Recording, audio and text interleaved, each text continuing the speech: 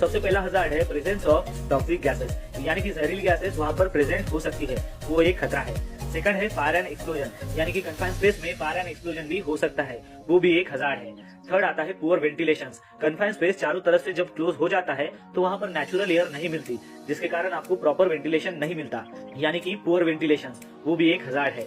उसके बाद है पुअर इल्यूमिनेशन, चारों ओर से कन्फाइंड स्पेस क्लोज होने के बाद वहाँ पर अंधेरा छा जाता है, जिसकी वजह से आपको दिखाई नहीं देता है, यानी कि पुअर इल्यूमिनेशन, यानी कि वो भी एक हजार्ड है। फिर है ऑक्सीजन डिफिशियंसी, जैसे ही आप कन्फाइंड स्पेस में जाते हो तो वहाँ पर ऑक्सीजन की मात्रा कम होने के चांसेस भी हो सकते हैं।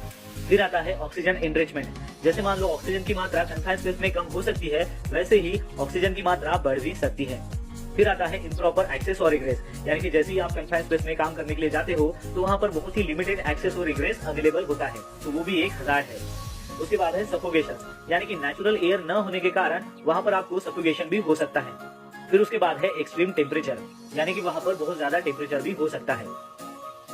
चलिए बात करते हैं कि जब भी आपको कन्फाइंड स्पेस में काम करना हो तो आपको क्या प्रिकॉशंस लेना बहुत ही जरूरी है। तो सबसे पहले आपको कन्फाइंड स्पेस में काम करने के लिए पीटीडब्ल्यू चाहिए, पीटीडब्ल्यू यानी कि परमिट टू वर्क। उसके बाद जो भी पर्सन को कन्फाइंड स्पेस में काम करना है उन सभी के पास कन्फाइंड स्पेस एंट्री ट्रेनिंग होना बहुत ही जरूरी है।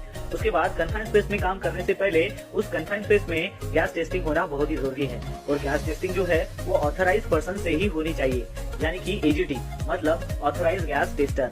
उसके बाद जब भी आपको कन्फाइंड स्पेस में काम करना है तो वहाँ पर होल वॉचर होना बहुत ही जरूरी है, जिसके पास एंट्री और एग्जिट लॉक शीट रहेगी। उसके बाद जो भी पर्सन कन्फाइंड स्पेस में काम कर रहे हैं उनके साथ रेगुलर बेसिस पर कम्युनिकेशन बनाए रखना है।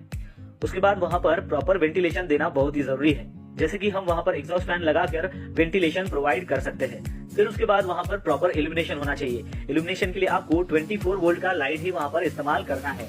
फिर उसके बाद आपको प्रॉपर एक्सेस और इग्रेस वहाँ पर प्रोवाइड कराना है। फिर उसके बाद इमरजेंसी रेस्क्यू प्लान वहाँ पर जितने भी पर्सन काम कर रहे हैं उन सबको पता होना चाहिए, मतलब इमरजेंसी के वक्त आपको क्या सावधानी बरतनी है उस सब के बारे में उन सभी को पता होना चाहिए।